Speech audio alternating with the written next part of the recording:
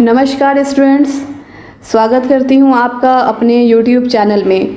आज का ये वीडियो 10th के स्टूडेंट्स के लिए है, क्योंकि मैंने कहा था आपको कि मैं बहुत जल्द अपने स्टूडेंट्स के लिए स्टडी मटेरियल लेकर आऊँगी, वो भी 10th के बच्चों के लिए।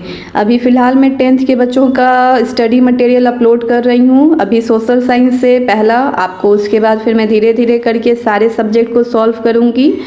तो जो भी बच्चों को पढ़ाई करनी है, आगे अच्छे नंबर से पास होना है, 60+80 तक नंबर लाना है, तो इसको अच्छे से पढ़ाई करें और इस वीडियो को अंत तक ज़रूर देखें। तो सबसे पहले मैं आपको बता दूं कि ये क्वेश्चन जो है ये आपको लास्ट सेशन का है, जिसका एग्ज़ाम अभी जनवरी में हुआ था, यानी दिसंबर 2021।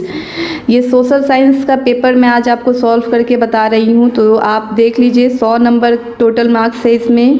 पासिंग मार्क्स आपका 30 है, ठीक है। और आपको इसमें दिया गया है 3 घंटा 15 मिनट, यानी कि आपको एग्ज़ाम जो देना है वो 3 घंटा 15 मिनट ही देना है, उससे पहले कॉपी छोड़कर नहीं उठना है, ठीक है। अब आप इसको, यहाँ पे सारा कंडीशन, टर्म एंड कंडीशन लिखा हुआ है कि आपको एग्ज़ाम कैसे कैसे फॉलो करनी है। आप इसको देखिए, अच्छे से पढ़ लीजिए। तो इसके बाद मैं आपको सबसे पहले हिस्ट्री का ग्रुप ए का fill in the blank solve करके बता रही हूँ, ठीक है स्टूडेंट्स। तो आप इसको जल्दी जल्दी से नोट डाउन कर लीजिए, क्योंकि फिल इन दी ब्लैंक्स हमेशा से काफ़ी ज़्यादा रिपीट करता है, क्वेश्चन का पैटर्न सेम होता है।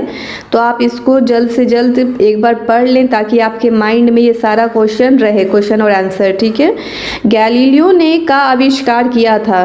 तो स्टूडेंट्स, गैलीलियो ने किसका आविष्कार किया था? तो गैलीलियो ने टेलीस्कोप का आविष्कार किया था, दूरबीन का आविष्कार किया था, ठीक है। तो मैंने यहाँ पे दूरबीन लिखा है, आप दूरबीन या टेलीस्कोप भी लिख सकते हैं, ठीक है।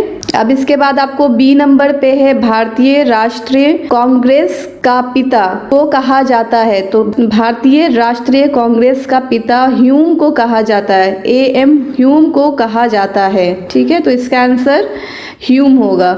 अब इसके बाद आपको सी नंबर पे है, संवाद कौमुदी का प्रकाशन में हुआ था। संवाद कौमुदी का प्रकाशन कब हुआ था? तो 4 दिसंबर 1821 में इसका प्रकाशन हुआ था, ठीक है स्टूडेंट्स। तो अब इसके बाद मैं आपको दूसरे नंबर पे है, सही विकल्प का चुनाव करें। तो इसके बारे में मैं आपको आंसर देने जा रही हूँ, तो इसको भी आप जल्दी जल्दी से नोट डाउन कर लीजिए, ठीक है। राष्ट्रवाद की व्याख्या किसने की थी? तो राष्ट्रवाद की व्याख्या नेपोलियन ने की थी, ठीक है स्टूडेंट्स। तो स्टूडेंट्स, अब मैं आपको सही विकल्प का बी नंबर सॉल्व करके बता रही हूँ। तो बी नंबर पे आप देखेंगे क्वेश्चन क्या दिया हुआ है, संयुक्त राष्ट्र संघ का वार्षिक बजट किस सभा में पास होता है? तो इसका आंसर होगा स्टूडेंट, जनरल असेंबली में, यानी साधारण सभा में पास होता है, ठीक है। तो अब आप सी नंबर पे इसी का क्वेश्चन देखिएगा, प्रथम विश्व युद्ध में मित्र राष्ट्र कौन थे? ठीक है students, who were the allied nation in First World War? तो इसका आंसर होगा आपको फ्रांस, ब्रिटेन एंड रशिया, ठीक है। तो इस आंसर को भी आप नोट डाउन कर लीजिए। इस टाइप के क्वेश्चंस काफ़ी ज़्यादा पैटर्न सेम होता है, रिपीट होता है। तो ये सारे क्वेश्चन जो है, वन वर्ड आंसर जो है आपका, वो काफ़ी इंपॉर्टेंट होता है, ठीक है। अब मैं आपको शॉर्ट आंसर जल्द से जल्द आपको जल्दी जल्दी करके बता देती हूँ, ताकि वीडियो ज़्यादा लॉन्ग नहीं हो और आपको पढ़ने में भी आसानी हो। तो स्टूडेंट्स, अब आप देखिएगा, आपको वेरी शॉर्ट आंसर को सॉल्व करना है, यानी कि निम्नलिखित में से किसी 3 प्रश्नों का उत्तर दें। और ये जो है आपको 2 नंबर का क्वेश्चन है और किसी 3 को ही सॉल्व करना है। तो मैं आपको जल्दी जल्दी से कोई 3 क्वेश्चन को सॉल्व करके बता देती हूँ, और आप कोशिश करेंगे कि कम से कम 2 लाइन 3 लाइन का आंसर हो, ताकि 2 नंबर आपको अच्छा नंबर मिल जाए, ठीक है। तो इसमें आप देखिएगा, पहले नंबर पे दिया हुआ है, ए नंबर पे, सामंतवाद किसे कहते हैं? What is feudalism? ठीक है स्टूडेंट्स, तो इसको आप जल्दी जल्दी से नोट डाउन कर लीजिए इसका आंसर। तो इसका आंसर मैं आपको पहले इंग्लिश में बता देती हूँ। जो भी बच्चे इंग्लिश मीडियम में एग्ज़ाम देंगे वो नोट डाउन कर लें इसको।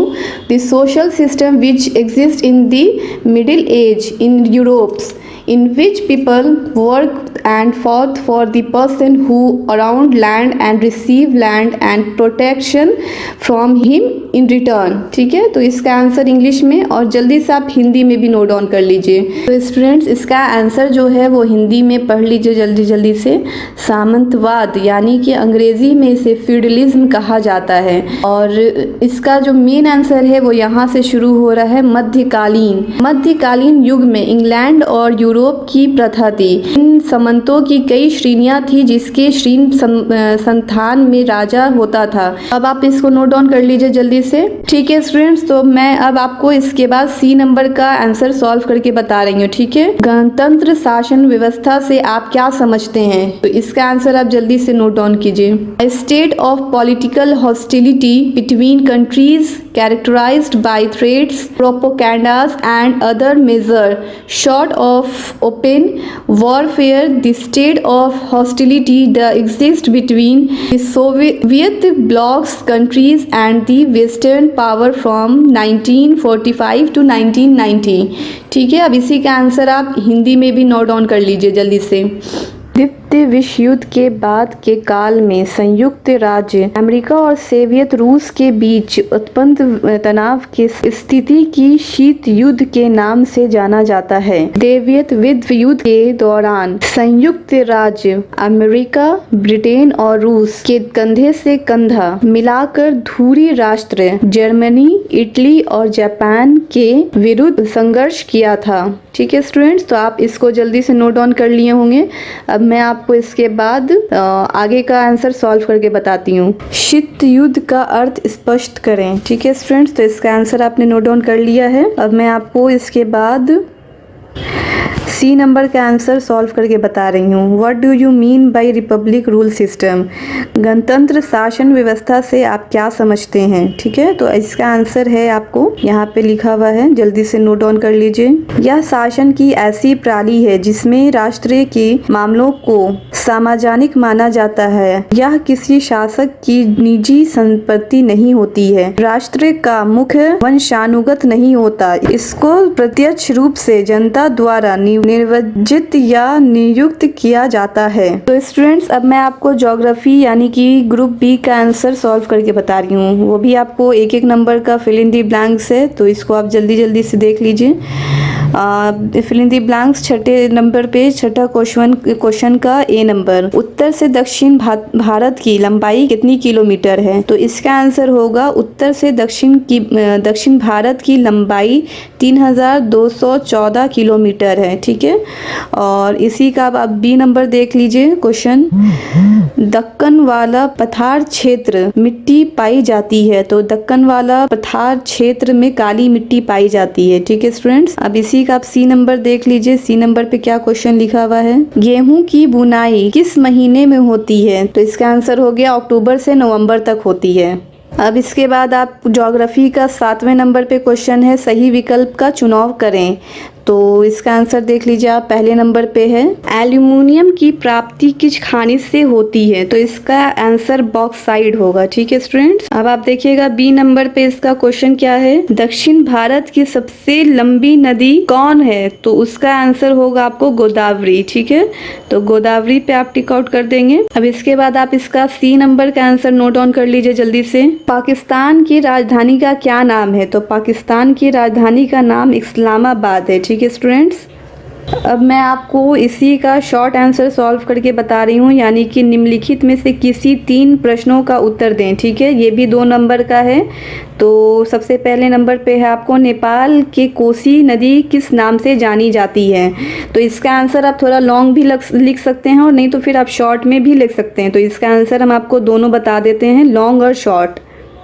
देखिए लॉन्ग में ये आपको 3-4 लाइन का आंसर हो गया है, 4 लाइन में आप आंसर को एडजस्ट कर सकते हैं, नहीं तो 2 लाइन में भी शॉर्ट में आप लिख सकते हैं। नेपाल के खड़गपुर में कोसी की 2 महायक नदियां धुरकोशी तथा संकोशी मिलती है। तो इसका आंसर इतना भी लिख सकते हैं आप कि धुरकोशी और संकोशी मिलती है। और इसको आप इतना लॉन्ग करके भी अगर आपको याद हो जा रहा है तो लॉन्ग में भी आप इसको मेंशन कर सकते हैं। ठीक है, तो आप इसको नोट डाउन कर लीजिए थोड़ी देर में जल्दी से इसको। तो आप नोट नोट डाउन कर लिए होंगे अभी तक। मैं अब आपको इसके बाद फिर से दूसरे क्वेश्चन को सॉल्व करने जा रही हूँ। समप्राय मैदान क्या है, यानी आपको इसका आंसर लिखना है। शॉर्ट में भी लिख सकते हैं और मैं जो दे रही हूँ आप उसको भी लिख सकते हैं, ठीक है। तो समप्राय मैदान क्या है? समप्राय मैदान प्रवाही जल पदार्मक संयुक्त। तो स्टूडेंट इसका आंसर ज़्यादा लॉन्ग नहीं है, तो आप इतने में भी इसको एडजस्ट करके 3 लाइन में लिख सकते हैं। आप जल्दी से नोट डाउन कर लीजिए, ठीक है। को इसका 1 वर्ड आंसर सॉल्व करके बता रही हूँ, ठीक है। तो आप इसको भी जल्दी से नोट डाउन कर लीजिए।